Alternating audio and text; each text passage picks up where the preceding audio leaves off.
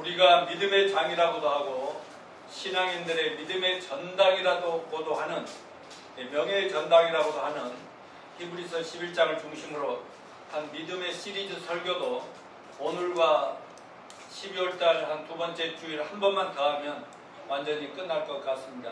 지난주에 말씀드렸듯이 우리는 믿음으로 얼마나 위대한 일을 성취해낼 수 있는가와 더불어 믿음으로 우리는 얼마나 혹독한 시련과 환난과 심지어 죽음까지도 견뎌낼 수 있는가 하는 믿음의 양면성과 다양성이 있음을 공부했습니다. 오늘은 지난주에 연속선상에서 히브리서 11장 전체의 완성이자 믿음의 절정으로서 신앙인들의 이름은 개별적으로 소개하지 않으면서 믿음 때문에 수없이 고난을 받은 수많은 무명의 남녀 신앙인들의 처절한 모습을 우리에게 소개하고 있음을 보게 됩니다. 하나님과 하나님의 말씀에 대한 믿음 때문에 고난과 핍박과 박해를 당하는 것이 어떻게 믿음의 절정이라고 할 수 있는가 하는 것을 우리는 공부했습니다. 왜라고 했죠? 하나님을 위하여 고난받는 것, 하나님의 기쁘신 뜻에 따라 우리에게 부과된 고통을 온유하게 참아내는 것, 하나님의 진리가 요구한다면 우리의 목숨마저도 내어놓는 것은 믿음이 도달할 수 있는 가장 높은 지점이기 때문에 하나님은 마음이 아프시지만 그런 믿음의 모습을 하나님을 떠난 이 세상에 우리들이 보여줄 때 얼마나 기쁘시고 흥분해 하시면서 그런 자들 우리들에게 영광스러운 천국의 상을 준비하고 계시겠습니까? 그래서 성령님은 믿음으로 얻어낸 위대한 기적들과 승리와 축복들과는 전혀 다른 종류의 신앙의 모습들을 기록하게 하셨습니다. 오늘 본문 37절 38절은 지난주에 이어서 믿음으로 당하게 되는 비극적인 참상을 하나님이 기뻐하시고 인정하시고 칭찬하신 믿음이라고 성경에 분명히 기록하고 있습니다. 그러므로 오늘도 우리는 이 아까 읽었던 짧은 본문 말씀을 통해서 먼저는 위대한 신앙인들의 믿음 때문에 당했던 참혹한 시련과 환난과 심지어 순교까지 당한 예들을 살펴보면서 이것들이 우리에게 주는 영적인 교훈이 무엇인가 하는 걸 함께 나누도록 하겠습니다. 자, 먼저 37절에 뭐라고 시작을 했죠? 돌로 치는 것과 톱으로 펴는 것을 당하고 그랬습니다. 이 말씀은 35절에서 시작한 믿음의 선조들이 수많은 앞에 지난주에도 했지만 고난과 시련을 열거가 계속되고 있어요. 수많은 구약의 성도들이 받았던 갖가지 박해들을 일일이 열거하고 있습니다. 여기에 두 종류의 형태가 있는데 첫째는 하나님을 믿지 않는 적들의 극도의 분노 밑에서 순교자적인 죽음을 감수했다는 것이고 두 번째는 하나님이 허락하지 않으시니까 죽음은 모면했지만 이 생에 극도로 핍박을 당하면서 불행에 처하며 살아갔다는 것입니다. 오늘 본문은 먼저 돌로 치는 걸 당하고 그랬어요. 하나님을 믿는다는 이유로 돌맞아 죽은 사람들이 많았다는 겁니다. 그리스도인으로서 첫 순교자인 스테반이 이렇게 죽은 예가 사도행전에 분명하게 기록되어 있지 않습니까? 두 번째로 그들은 톱으로 펴는 것을 당했다. 예수 믿는 것 때문에 마귀 악함과 짐승 같은 분노 가운데 살아있는 사람을 톱으로 켜서 죽이는 형벌이 있었다고 성경에 분명히 기록하고 있습니다. 또한 시험을 당하고 두 번째 시험당함이라는 것은 하나님에 대한 신앙만 포기하면 절대적으로 안전을 보장하겠지만 만일 신앙을 포기하지 않으면 더 고통을 주겠다는 식으로 회유당했음을 의미합니다. 그러므로 하나님을 믿다가 여러가지 악형에 시달리는 성도들이 자신의 믿음을 버리기만 하면 모든 잘못을 용서해주고 세상적인 출세와 부귀영화가 보장되는 안락하고 쾌락한 삶을 준다는 믿기가 주어졌다는 의미입니다. 또한 믿는 자들의 마음이 하나님의 선하심과 능력에 관해서 의심으로 가득 차게 하며 믿음의 자리에서 물러나도록 조르는 사단의 악한 시험들을 포함한 많은 시험을 당했다 하는 겁니다. 그러나 본문에 기록된 사람들은 믿음으로 이상에 언급된 온갖 협박과 해유와 시험을 다 물리치고 믿음을 끝까지 지켰다 하고 증언합니다. 다음에는 칼에 죽는 것을 당하고 그랬습니다. 하나님의 종과 백성들에게 내려진 폭력의 칼과 믿음에 가해진 칼로 살해당함을 의미합니다. 사무엘상 28장 18절 같이 읽을까요? 왕이 도에게 이르되 너는 돌아가서 제사장들을 죽이라며 에돔 사람 도에게 돌아가서 제사장을 쳤어. 그날에 세마포 에봇 입은 자 85명을 죽었고, 이때도 예수님을 섬기는 종들, 지도자들과 성도들을 칼로 수많은 사람을 베어 죽였다, 이렇게 얘기합니다. 사무엘상 22장 21절 사울이 여호와의 제사장을 죽인 것을 다윗에게 알리매. 그 나라의 왕이 그냥 예수 믿는 지도자들, 오늘날로 말하는 목회자들을 죽였어요. 열왕기상 19장 10절에 그가 대답하되 내가 만군의 하나님 여호와께 열심히 유배하오니 이는 이스라엘 자손이 주의 언약을 버리고 주의 제단을 헐며 칼로 주의 선지자들을 죽였으며 오직 나만 남았거든 그들이 내 생명을 찾아 빼앗으려 하나이다. 말하자면 칼로 하나님 말씀을 받아서 세상에 전하는 사람들을 막 칼로 죽였다고 합니다. 여러분, 초대교회 때 2000년 전 예수님이 살아계셨을 그 당시부터 초대교회 때는 유대교로부터, 하나님을 믿는다는 유대교로부터 하나님의 아들 예수를 믿는 자들의 어려움을 당했고, 중세 암흑시대 지난 1500년간은 로마 제국과 연합한 카톨릭으로부터 또한 많은 이방 나라, 예수 안 믿는 그런 세상 나라의 많은 우상 숭배자로부터 참된 그리스도인들이 얼마나 잔인하게 죽음을 당했는가 하는 것을 역사적 문헌들로 증언하고 많은 영화들도 만들어져 있습니다. 성경께서는 거짓 종교들 바벨론 음녀라고 하는데, 하나님을 배신하고 다른 신을 숭배함을 영적인 간음으로 보는 것인데요, 그걸 유혹하는 것이 세상의 종교들이고 음녀입니다. 예수 신랑만 섬기지 마, 다른 많은 신랑감이 있잖아, 이렇게 하는 음료로 만들려고 하는. 그리고 우리가 평생 섬기고 숭배할 신랑은 오직 예수님 한 분뿐인데, 인간들이 예수님의 다른 종교 우상을 숭배함으로 영적 간음을 행하게 하는 겁니다.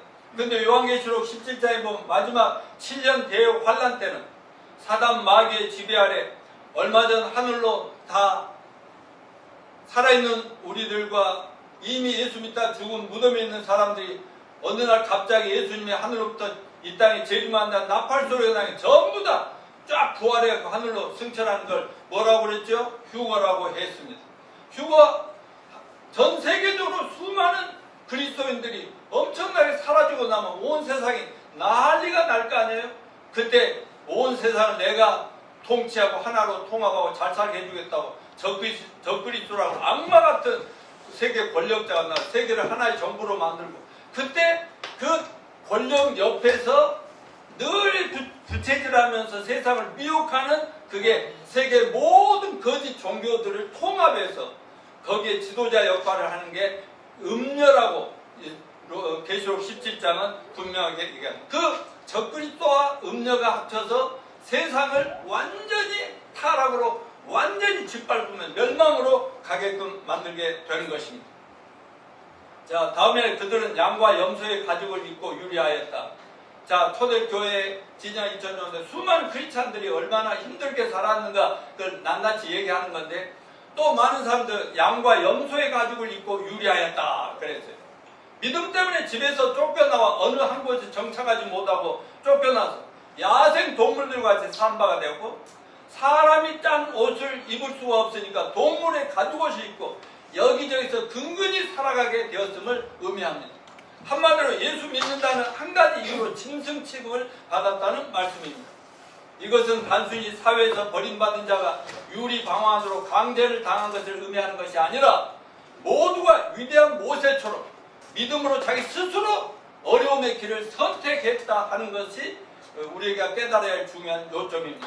자, 히브리서 11장 24, 26절 한번 전체 읽어봅시다. 시작! 믿음으로 모세는 장성하여 바로의 공주 아들이라 칭함을 받기를 거절하고 도리어 하나님의 백성과 함께 고난받기를 잠시 죄악의 낙을 누리는 것보다 더 좋아하고 그리스도를 위하여 받는 수모를 애굽의 모든 보화보다 더 큰 재물로 여겼으니 이는 상주심을 바라옵니다. 애굽의 왕이 될 수 있는 모든 걸 다 버려버려 하나님 편에 서서 하나님 백성을 고난당하는 길을 선택했는데, 그는 뭐냐? 하늘에 영원히 누릴 수 있는 그 축복을, 상을 기대했기 때문이다 그 말.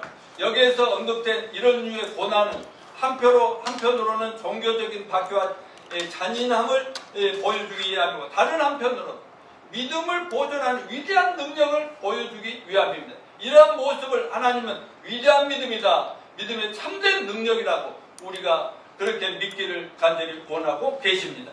다음에 또 뭡니까? 궁핍과 환난과 학대를 받았으며, 이 말씀은 집없는 성도들이 당한 고난의 다양함과 강렬함을 나타내는데, 궁핍은 뭡니까?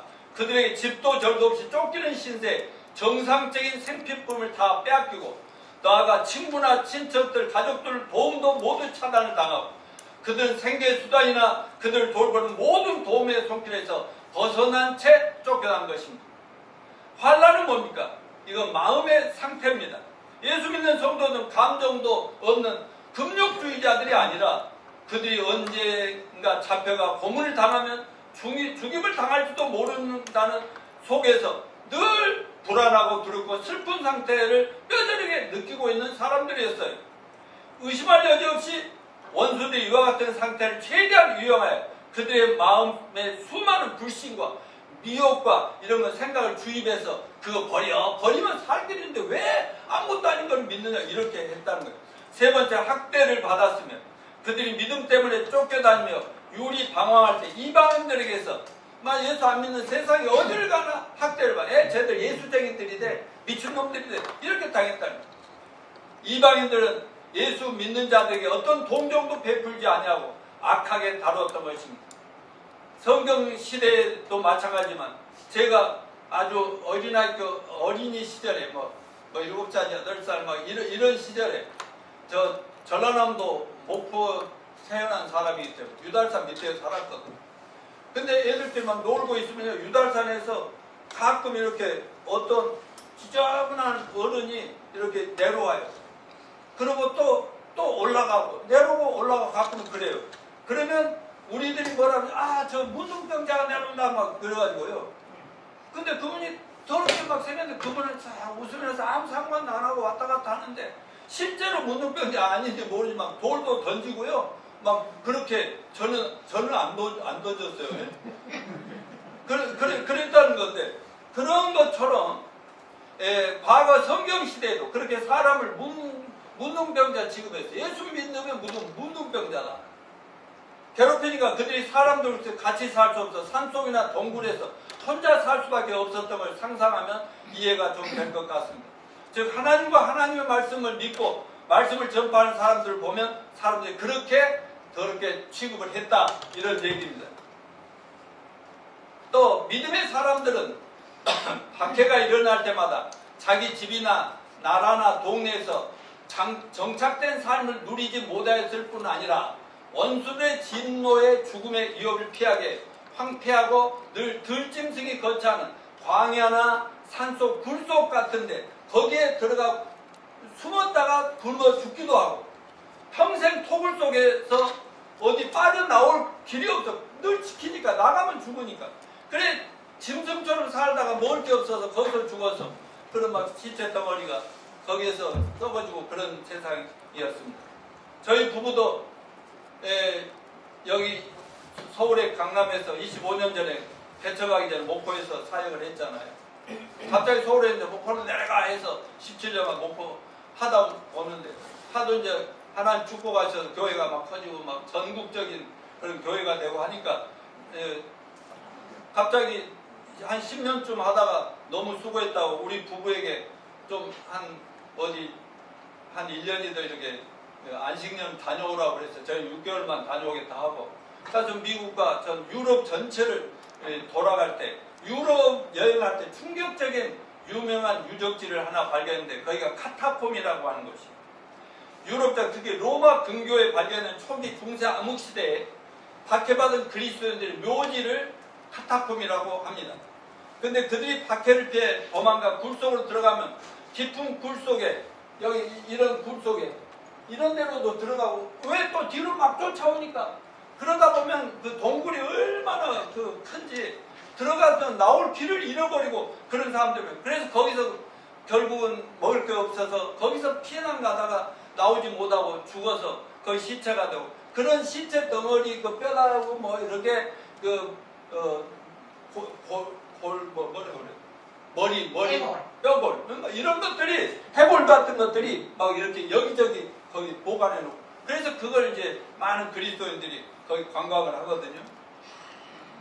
여러분 오늘날 우리는 참으로 편안하게 신앙생활 하는 것 하나님 은혜로 알고 감사합시다. 지난날 북한이나 과거 소련이나 중국의 기독교인들도 말도 다 할 수 없이 고난을 당했고 우리나라에도 선교사 처음 왔을 때는 그냥 이 뭐 불교, 유교 뭐 이런 거 뭐 하는 인간들하고 다 막 짐승 취급하고 얼마나 박해를 당했는지 모릅니다. 다음 또 본문 38절에 이런 자들은 세상이 뭐하더라? 감당치 못하리더라. The world was not worthy of them. 말하자면 가치가 없다. 그들에게는 별 가치를 못 느낀다. 그들의 이 세상이 아무 가치가 없다고 번역되어 있는데 이 말씀은 광야와 산중, 동굴, 굴 등 핍박받는 환경에서도 믿음을 지키며 살아간 구약의 믿음의 영웅들이 온갖 고난과 핍박에도 불구하고 부활을 소망하며 신앙을 잃지 않는 믿음의 사람이었다고 강조하고 있습니다.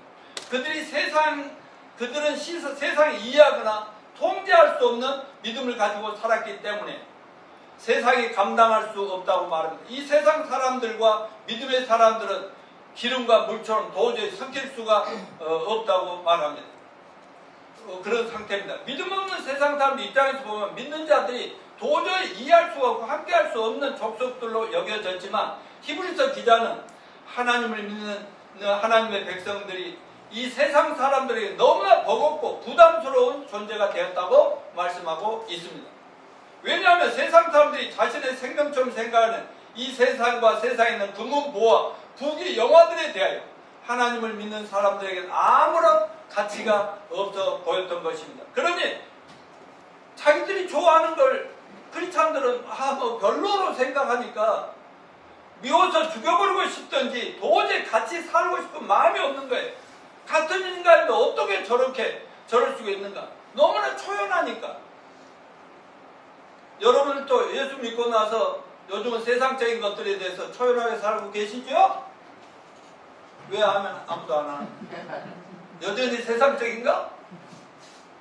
예를 들어서 제가 40수년을 목회를 하다 보니까 이런저런 수많은 경험을 했지 않겠어요? 어느 날 갑자기 교회 가서 예수 믿고 거듭난 아내를 핍박하는 예수 안 믿는 남편들이 나중에 이제 뭐 엄청나게 못된 짓을 하다가 구원받고 나서 간증하는 얘기들을 솔직하게 들어보면 갑자기 아내가 교회를 나가더니 그렇게 전에는 막 남편한테 대들고 남편한테 막 질러대더니 갑자기 막 너무나 잘하고 동네 이웃들인데도 친척들인데 부모들이 잘하고 막 이런 거예요. 그런 아내를 볼 때마다 어쩐지 자신이 점점 더 초라해지고 더 지저분한 더러운 죄 못된 인간처럼 힘들어서 제발 교회 나가지 말라고 막 남편의 권위를 가지고 핍박하고 박해를 가했던 그런 예들을 들어봤습니다. 쉽게 말하면 집안에 거룩한 신이 들어와 자기를 감시하고 괴롭힌다고 생각이 드는 것입니다. 그러다 나중에 너무 힘들게 하다가 자기도 힘들다가 나중에는 교회 한번 와봤다가 한 번 두 번 나오다가 회개하고 구원받은 자들도 많이 있습니다. 무슨 말이냐면 그들이 저도 이제 어렸을부터 교회를 20년 다녀봤지만 예수 뭐 잘 믿는 친구들이랑 누가 막 하자면 아직 나 할 일이 많아. 그때는 난 핑계는 나라 민족을 위해서 꿈이 있으니까 그건 천천히 할 거야. 종교의 행위는 하나의 취미활동 정도로 생각했던 거예요. 그러면서도 은근히 뭐가 있냐면 나 불교에 가서 절에 가서도 늘 제가 잘못했다고 빌고 있고 나 천주교 앞에 가서도 빌고 교회도 나가서 늘 회개하고 눈물 흘리니까 괜찮아. 근데 자꾸 뭐가 되냐면은 내 죄가 생각이 나는 거야. 내가 얼마나 못된 생각이 나니까 아직은 아니거든. 나 나중에 60, 70 되면 늙어서 가서 다 내려놓고 그때는 오직 하나님만 믿을게. 이렇게 했단 말이에요. 그러다 이제 결국 하나님 은혜로 지금 구원받고 이렇게 주님 종이 됐습니다. 그러나 믿음의 사람들은 그 어떤 환난이나 핍박이 문제될 수 없었으며 세상적인 부귀 영화가 그들의 마음을 불신앙으로 돌려놓을 수가 없었습니다. 그들에게는 오직 뭐가 있어요? 하나님과 성경과 교회만이 그들의 유일한 소망이었던 것입니다. 그러니 세상 사람들에게 교회나 믿음 좋은 하나님의 자녀들이 가까이 할수록 자신의 타락함과 죄악성만 드러나는 것 같아 부담스러워서 하나님의 백성들을 알게 모르게 핍박하고 박해하고 싫어하면서 피하기도 하고 이런 식이 됩니다. 결국은 세상이 그들을 감당하기가 너무 버거웠다.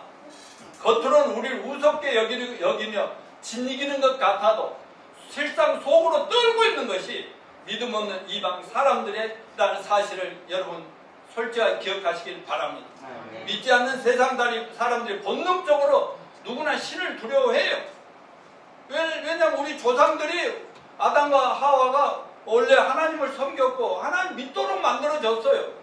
그래서 여러분과 저 속에 영, 혼, 몸이 있잖아요. 영이 하나님을 믿도록 돼 있어요. 근데 하나님과 끊어져 버렸잖아요. 여기 오늘 예배하기 전에 이거요, 코드 뽑아버리는 거 시커멓게요. 아무 가치가 없어요. 딱 하니까 뭐든지 살아나는. 이 흘러다니는 모든 것을 이 노트, 이건 다 잡아내고 있잖아요. 그러나 이거 꺼놓으면요, 아무 기능이 없어요. 그런 존재들이지 않습니까? 그러니까 알게 모르게 본능적으로 우리는 잃어버린 하나님을 자꾸 두려워하고 사모하게 되어 있다는 것입니다. 믿지 않는 사람들이 본능적으로 하나님 신을 두려워하니까 신을 믿는다며 같이 예수 믿자고 하니까 그게 무서움으로 다가오는 것입니다. 그게 그냥 다른 자존심 때문에 막 큰소리 빵빵 치고 그러는 거예요. 비록 성도들 주위에 있는 믿지 않는 많은 사람들이 깨닫지 못하더라도 우리 그리스도인들은 따라서 나는 세상의 빛과 소금이다. 아멘. 참된 믿음의 사람들이 이 세상에 존재하는 그 자체로 거룩하신 하나님을 우리 삶을 통해서 보여줄 수 있습니다. 또한 죄에 대한 하나님의 심판을 보여줍시다. 또한 하나님의 용서와 구원의 은총과 하늘의 복을 내려준 것을 우리 모두를 받았습니다. 우리 믿는 자들과 교회들의 기도로 세상이 이만큼이나 살만한 세상이 됐다는 것을 저들은 알지 못합니다. 이 세상은 자신들이 그렇게도 미워한 자들에게 얼마나 큰 신세를 지고 있는지 알지 못해요. 그러나 여러분, 내가 가끔 여러분 강조하지만 예수님이 얘들아 이제 세상 끝날 때가 됐어. 너희들 올라와라면 우리 하늘로 다 올라갑시다. 다 부활해서 하늘로 휴거됩시다. 그리고 나면 성령도 그 제대로 믿는 사람이 없고 가짜 교회들만 세상에 가득하고 수많은 종교들이 뭐 나름대로 막 빌고 절하고 제사 드리고 난리 칠 겁니다. 그때 하나님은 7년 동안 무섭게 대역 환란의 심판을 내리친다고 요한계시록에 분명히 예언하고 있음을 믿으시기 바랍니다. 지금 전 세계적으로 그리스도인들이 얼마나 나라와 민족을 위해서 전 세계 인류의 구원을 위해서 기도하고 있습니다. 이 기도 응답으로 이만큼 하나님이 심판을 더디게 하고 계신다는 걸 잊지 마시길 바랍니다. 하나님이 아직도 구원받은 하나님의 자녀들의 공동체 교회 안에 거하시는 성령님 때문에 심판을 미루고 계심을 믿읍시다. 그러나 교회가 완성되고 아까 말씀드린 교회가 휴거되고 나면 하나님은 예언한 그대로 무조건 때려보셔! 죽여! 이렇게 할 때 전 인류가 거의 전멸위기에 갈 때 예수님과 우리가 이 땅으로 재림하고 이 땅에 내려온다고 했지 않습니까? 자, 이런 모든 상황이 눈앞에 뻔히 성경을 통해서 보면 역사가 어떻게 흘러가는가 보이기 때문에 여러분 성경 믿음대로 사십시다. 이제부터 오늘 제목대로 우리가 가슴에 꼭 새겨야 될 몇 가지 영적 교훈을 두 가지만 나누도록 하겠습니다. 첫째, 하나님께서 악행을 성도들에게 허락하시고 오래 참으시는 이유가 뭘까? 고위 성직자나 왕이나 황제들과 같이 높은 주위에 있는 권력자들이 하나님을 경배하는 참 신자들의 생명을 그저 칼로 죽임으로써 만족하지 못하고 악랄한 고문 방법을 고안해냈는데 세상에 이보다 더 인간의 타락상과 악마적인 모습을 보여주는 예는 없다고 할 수 있습니다. 우리가 많이 보았던 영화들에서 로마 황제가 뭐 종합운동장 같은데 백성들을 다 모아놓고 왕과 신하들이 거기에다가 뭐예요? 거기 막 크리스찬들을 막 거기다 묶어서 그 운동장에 놔두고 문을 활짝 열면 호랑이 사자 같은 것들이 막 나와서 막 달려들고 그들 막 싸우는 척하지만 결국 다 물어뜯어 죽이고 결국은 그들에게는 무기도 안 주고 무기를 한 무장 군인들이 막 크리스천들과 싸우는데 다 그대로 그 자리에서 막 죽잖아요. 거기서 알았어 나 예수 안 믿을게 하면 당장 살아나가서 막 왕 옆에서 막 상도 받고 밥도 맛있게 얻어먹고 그럴 텐데 그렇게 안 했다는 것입니다. 결국 이런 악랄함은 하나님의 진노와 심판을 불러일으키기에 충분한 악행들이었습니다. 그런데 하나님 왜 이런 악랄함을 자행하는 세상과 거짓 종교 행포에 대하여 오래 참고 계실까요? 심지어는 세상 모든 권력들이 정말 기독교를 비난하고 핍박하고 이런데 왜 하나님께서 봐주고 계실까요? 베드로후서 3장 8, 9절 이 구절을 읽어봅시다. 같이 시작. 사랑하는 자들아 주께는 하루가 천년 같고 천년이 하루 같다는 이 한 가지를 잊지 마라. 자, 지금 예수님이 이 땅에 오셔서 저와 여러분을 위해 십자가에 죽으시고 사흘만 부활해서 40일 하늘을 떠난 지가 지금 얼마 됐어요? 2000년 넘었죠? 2000년이 다 됐는데 근데 하나님이 저 영계에는 천국에는요 시간이 없어요. 그래 봐야 하루 이틀밖에 안 지났다. 이거를 꼭 잊지 말라. 여러분 저와 여러분 영원히 살 사람들입니다. 그러니까 이 말씀은 그걸 기억하시고 3장 9절 주의 약속은 어떤 이들이 더디다고 생각하지 더딘 것이 아니라 오직 주께서 너희를 대하여 오래 참으사 아무도 멸망하지 않아 다 회개하게 이르기를 원하시느니라. 하나님이 거룩하시고 정의로우신 분이 뭐 생각이 없어서 가만히 이 세상 더럽고 추악한 일들을 가만히 두고 계신 줄 아십니까? 개인이나 이 민족이나 세상이 엉망진창이어도 당장에 때려 부실 수 있음에도 불구하고 왜 하나님이 가만두신다고요? 오래 참으면 조금만 더 기다렸다. 한 놈이라도 더 구원시켜서 어떻게든지 천국에 오게 해서 영원히 살게 만들어야 되겠다. 이런 것입니다. 결국 타락할 대로 타락하여 마귀의 종로를 자행하는 모든 인생들조차 너무나 사랑하셔서 그들이 회개하고 예수님께 돌아 구원받기를 바라시며 인내하고 계십니다. 그런데 왜 하나님은 수많은 사랑하는 자녀들에게 이처럼 무서운 일을 당하도록 허락하실까요? 여러 가지 답변이 있겠지만 가능한 몇 가지만 간단하게 짚어봅니다. 첫째, 믿음의 사람들이 무서운 고문과 환난과 시련을 견뎌내면서 더욱 큰 믿음과 용기와 인내와 더 다른 은혜를 경험하도록 하기 위해서입니다. 여러분 진짜 믿음을 가지고 구원받은 사람들은 고난이 닥칠수록 믿음이 더 커집니다. 두 번째, 우리가 믿고 붙드는 진리, 즉 성경 하나님 말씀을 보다 명백하게 실증하기 위해서 역경을 허락하십니다. 여러분 우리가 가지고 있는 성경 말씀 이거는 진리입니다. 이 성경은 인류 역사의 기록입니다.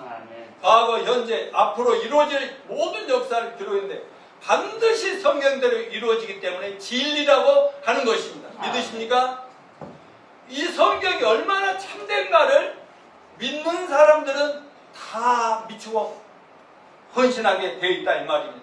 세 번째, 약한 형제 자매들의 믿음을 격려하고 권고하기 위해서 믿음 좋은 우리들도 당하는데 어려운 사람들 저분들도 저렇게 훌륭한 분들도 당한다면 나도 견뎌야지 이런다. 네 번째, 그리스도께서 우리를 위하여 십자가 고난 당하신 일을 보다 실감나게 하기 위해서 여러분 우리가 예수 믿으면서 고난과 어려움을 겪을수록 누구 생각이 많이 나요? 예수님 생각이 나잖아요.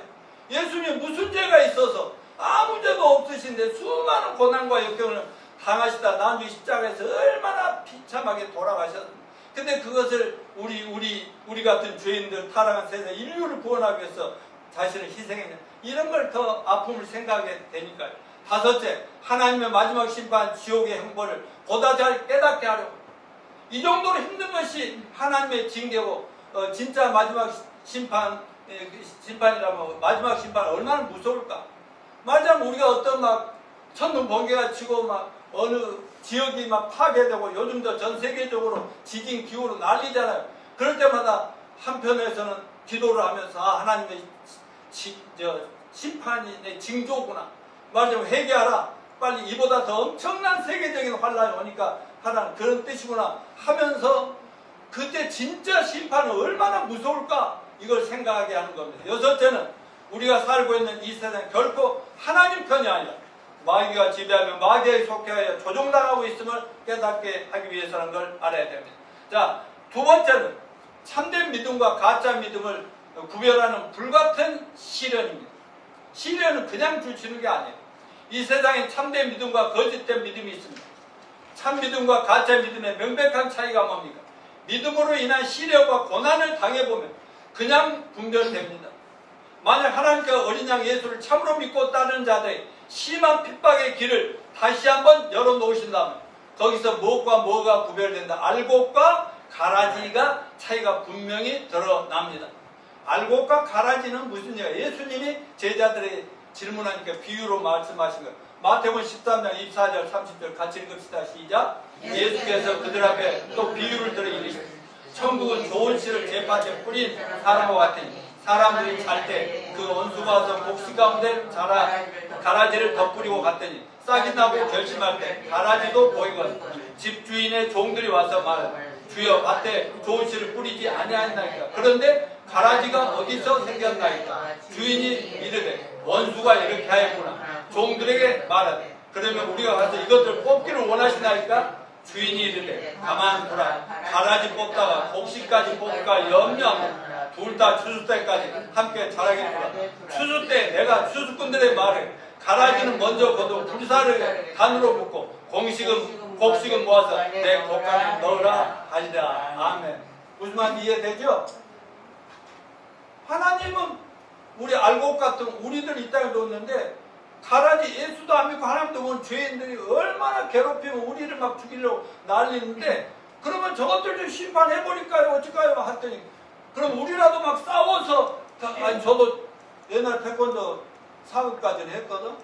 그건 나도 막 한 몇 놈은 때려 죽일까요? 심판의 이름으로. 아니 그러지 마라. 괜히 그러다가 너희들 죽을까 보다. 이러시는 얘기 아니야. 때가 되면 내가 다 그놈들을 전부 다 모아서 지옥 불못에 던지고 너희들은 천국 곳간에 넣는다. 이해되셨죠? 또 마태복음 13장 36절 43절 시작. 이에 예수께서 무리를 떠나서 집에 들어가시니 제자들이 나와 이렇게 밭의 가라지의 비유를 우리에게 설명하였다. 대답하여 이르시되 좋은 씨를 뿌리는 인자요 밭은 세상에 좋은 씨는 천국의 아들들이 가라지는 악한 자들이 가라지 뿌린 원수는 마귀요 추수 때는 세상 끝이요 추수꾼은 천사들이 그런즉 가라지를 거두 불에 사르는 같이 세상 그때도 그러하리. 인자가 그 천사들을 보내리니 그들이 그 나라에서 모든 무너지게 하는 거고 불법을 행하는 자는 거두어내어 풀무불에 던져 넣으리.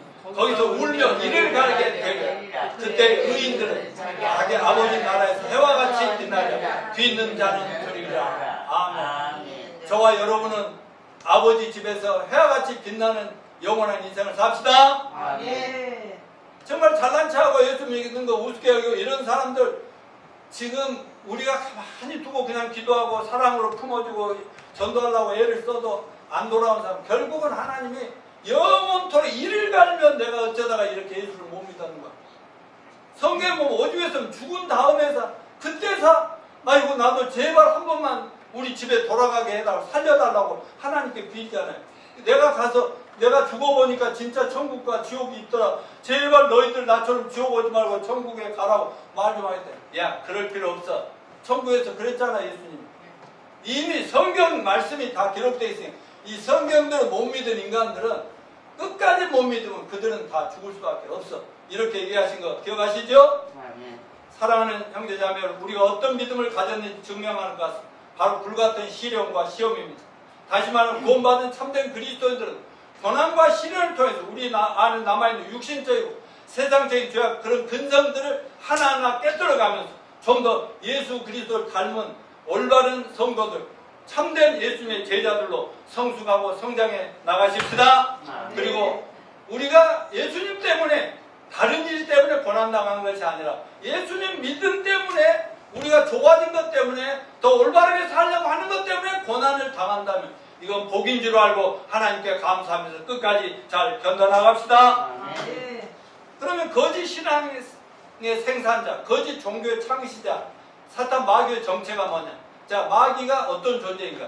요한복음 8장 44절 시작. 너희는 너희 마귀에서 났으니 너희 앞에 욕심대로 너희도 행하고자 하느니 그는 처음부터 살인자 진리가 그 속에 없습니다. 진리에 서지 못하 거짓을 말할 때 제 것으로 말하는 이는 거짓말쟁이 거짓의 아비가 되었습니다. 이 세상 모든 사람들이 우리도 뭐 전에 예수 믿기 전에 날마다 거짓말하면 순간 막 참된 거짓말 막 선한 거짓말 한다면서 얼마나 참 못되니. 근데 그 모든 거짓말의 원흉은 우리를 지배하던 사탄 마귀였다는 것입니다. 에베소서 2장이죠. 시작. 그때 너희는 그 가운데 행한 이 세상 풍조를 따라 공중의 권세 잡은 자를 따랐으니 곧 지금 불순종의 아들들 가운데 역사하는 여기라. 여러분 이 세상에 지금 누가 자꾸 세상 사람을 흔들고 있어요? 사탄 마귀가 모든 공중 권세를 자꾸 흔들고 있다는 거예요. 근데 예수님이 당장 작살내고 있지만 조금만 더 참, 조금만 더 한 명이라도 더 구원시켜요. 예수 이런 것을 알아야 됩니다. 자, 여러분 창세기 3장에 보면 사단의 정체가 나오는데 아담과 하와를 유혹하여 하나님 말씀을 거역하고 범죄케 하고 선악과를 따먹게 한 게 사탄 마귀죠. 하나님과 분리되고 하나님 말씀대로 저주를 받아 아담의 후손 우리 모두가 죄 때문에 늙고 병들고 죽어가게 되었던 것입니다. 그래서 이 처음에 이 타락한 인간이 아담과 하와가 뭘 했는지 아십니까? 창세기 3장 7절에 무화과 나무 옷을 해 입었더라. 죄를 선악과 따먹기 전에는 어땠어요? 옷을 다 벗고 다녀도 하나도 부끄럽지 않고 빛이 나고 서로 영광스럽고 너무 좋은 에덴 동산 낙원에 살았는데 따먹고 나니까 애들을 쫓겨나니까 너무 창피하고 부끄럽고 그래서 아이고 야야 옷이나 뭐 좀 입고 말하자. 그래가지고 서로 무화과 나무 넓은 입으로 가렸지만 하나님이 나타나시니 그까지는 가려져. 그래서 막 나무들을 숨고 별짓을 다 했잖아요. 이게 이제 가라지들이 돼버렸다는 거예요. 그러나 창세기 21장에 하나님께서 그러니까 내가 좋은 말을 했을 때 너희들이 말을 들었어야 왜 내 말 위에 딴 소리를 듣고 선악과를 따먹냐고 이놈다. 나무라시고 나서 이리와 하고 가죽옷을 지어 입혔다. 창세기 3장 21. 가죽옷을 주님 하나님이 만들어서 가죽옷을 만들려면 어떻게 해요? 양이나 염소를 완전히 배를 가지고 피를 내고 다 죽여가지고 가죽만 말려가지고 그걸 가지고 아담과 하와 더러운데 딱 입혀주고 그러니까 깨끗하게 되어버려요.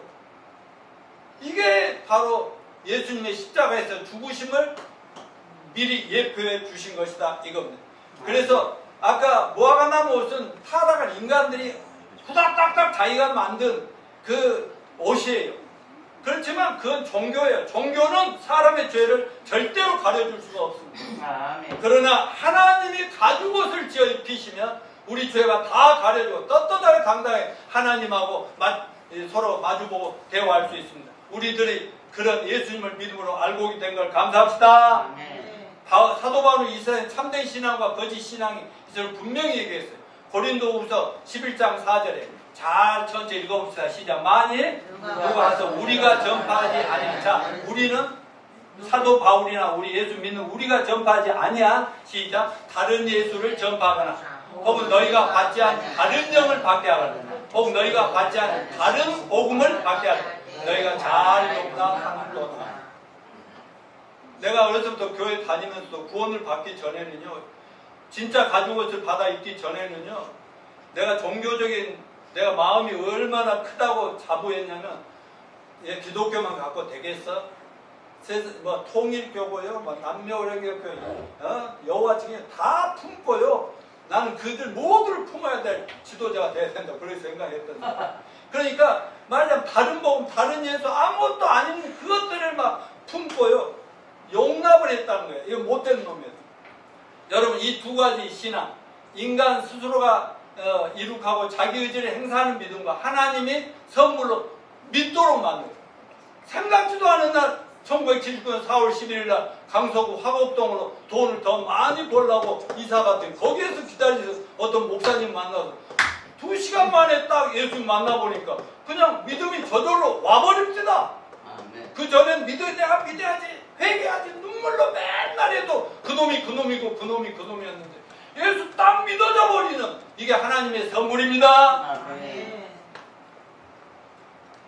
자, 결론적으로 위험과 핍박 속에서 활동한 믿음의 역사들을 공부했습니다. 첫째, 믿음은 우리 주 하나님 곧 전능하시니가 통치한다는 사실을 인식한다. 참된 믿음은 하나님께서 우주 만물의 보좌를 베푸시고 다니엘서 4장 35절 말씀 하늘의 군사에게든지 땅의 거민들에게든지 그는 자기 뜻대로 행하시나니 그의 손을 금할 자가 없다 하는 것을 믿으십시다. 아멘. 여기서 그가 다스린다고 예수님이 하나님이 세상을 다 통치하고 계신다. 아멘.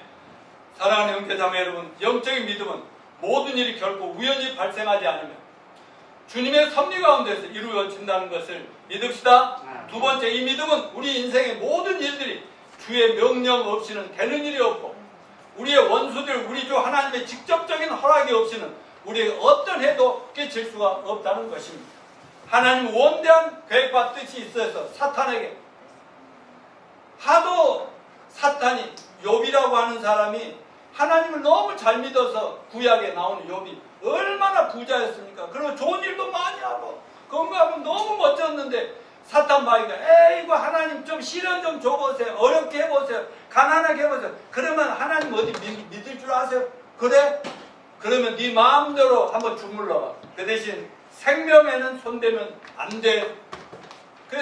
그래서 얼마나 거지가 됩니까? 모두 막 재난이 닥치고 막 심지어는 아내까지도 당신 뭐 잘못했지 하면서 떠나가고 모든 종들이 나가고 그래가지고 거지가 되고 온몸에 병들어서 혼자 길거리에서 죽어가고 있는데 그래도 하나님만 믿고 의지하고 있어요. 그래도 죽이지는 못했죠. 그런데 하나님 해치지 않게 하듯이 우리에게도 어떤 시련이 닥치더라도 하나님이 아직 우리가 할 일이 있기 때문에 끝까지 지키신다는 사실을 잊지 마시기를 바랍니다. 세 번째는 사탄이 아무리 우리를 구석에 공격하고 사악한 노력을 할지라도 모든 것이 합력하여 선을 이루신다는 사실을 믿읍시다. 결국은 시련과 고난도 우리 믿는 자들에게는 나를 더 훌륭하게 만들고 내가 더럽고 올바르지 못한 불의한 나를 더 똑바르게 가게 만들고 그러므로서 더 틈만 나면 막 미워하고 용서하지 못하고 서로 다투려고 하는 가족끼리도 그러던 사람들 이기심을 버리게 만들고 이렇게 점점점 예수님 닮아가게 해주시니까 그게 더 유의가 아니겠습니까? 아니 돈 많고 권력 있다고 맨날 싸우고 다투고 사는 게 좋겠어요. 우리 먹을 거 있으면 감사하면서 서로 행복하게 서로 사랑하고 서로 돌봐주고 격려하며 사는 게 좋겠습니까? 네 번째, 믿음은 하나님의 약속을 붙잡고 그로부터 힘과 위로를 현재 보험으로 삼게 합니다. 믿음은 확실한 하나님 말씀으로 또 평안과 위로를 이끌어낸다는 기억하십시다. 이사야 43장 2절 시작. 내가 물강도를 지날 때 내가 너와 함께 할 것이라. 강을 건널 때 물이 너를 침몰치 못하게 할 것이다. 내가 불가운데를 지날 때 타지도 아니할 것이다. 불꽃이 너를 사르지도 못하리니. 하나님을 지키시면 아무것도 우리를 죽일 수 없다. 고린도전서 10장 13절 사람이 감당할 시험 밖에는 너희가 당한 것이 없다. 오직 하나님은 믿사 너희가 감당 못할 시험당함을 허락하지 아니하며 시험당할 쯤에 또한 피할 길을 내서 너희로 능히 감당하게 하시느니라. 지금까지도 많이 어려움 겪었지만 저와 여러분 하나님은 항상 피할 길에서 오늘날까지 우리 감사하고 만족하게 살게 해주셨지 않습니까? 다섯 번째, 믿음은 현재 고난에서 약속된 안식을 바라보게 합니다. 믿음 미래의 상급을 기대하고 기대한 만큼 로마서 8장 18절 말씀처럼 다같이 현재 고난은 장차 우리에게 나타날 영광과 좋게 비교할 수 없다. 하나님이 우리 개개인 믿는 자에 약속하신 것은 금생의 뿐이 아니라 죽은 다음 내세까지 어마어마한 것이 이것과 세상에 어떤가 비교가 잽이 안 된다는 거죠. 바로 이 상에서 말씀드린 대로 하나님의 자녀들이 연단받도록 하나님께 요구하실 때 행해지는 믿음의 역사를 봤습니다. 지난주와 오늘 본문 말씀을 통해서 이 세상이 주신 하나님을 알지 못하기 때문에 하나님의 자녀들도 알아보지 못하고 채찍질과 온갖 고문을 가하고 십자가에 처형 당함을 볼 때 이 세상이 얼마나 악하고 얼마나 하나님의 심판을 제쳐가고 있는가를 알 수가 있습니다. 이러한 때 예수님이 이 세상에 오셔서 2000년 전 오셔서 당하신 온갖 고문과 고난과 시련과 죽음을 다시 한번 묵상하며 감사합시다. 예수님이 이 세상에 오신 목적이 바로 우리같이 저와 여러분같이 악하고 부패한 죄인들을 구원하기 위해서라고 분명히 말씀합니다. 그래서 십자가에서 2000년 전에 매달릴 때 이거는 사람들이 기독교가 만들어낸 거짓말 이야기가 아니라 역사적인 사실입니다. 아멘입니까? 십자가에 돌아가셨어요. 그때 온갖 피를 흘리고 권력 로마 황제도 얘기했어요. 아, 당신 죄 없잖아. 살면 살려줄게. 그냥 살아나. 아니, 예수님은 죽으러 오셨어요.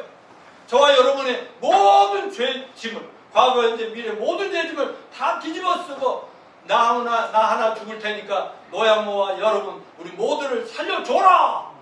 이렇게 하시면서 모든 물과 피를 다 쏟고 마지막 돌아가실 때 7마디 말씀하는데 마지막 말씀이 뭡니까? 다 같이 다 이루었다. 이 말은 다 갚았다. 히브리어는 뭐라고 해? 헬라어로 테텔레스타이. 따라서 해봐요. 우리 교회 와 정도 이 정도 아니에요. 테텔레스타이. 테텔레스타이.